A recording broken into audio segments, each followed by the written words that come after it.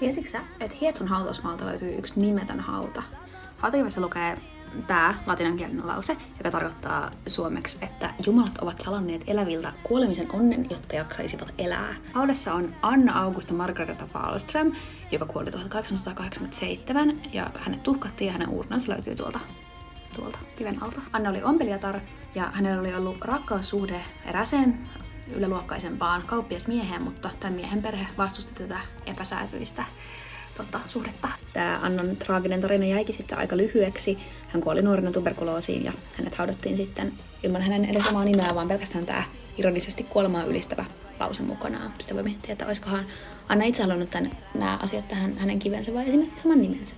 Tämä taustalla soiva biisi on tämän tarinan innoittama ja sen nimi on Victor Rosque de Kelant ja se löytyy meidän 27. päivä julkaistavalta Asia ja Fantasia-albumilta. Hyvää naistenpäivää!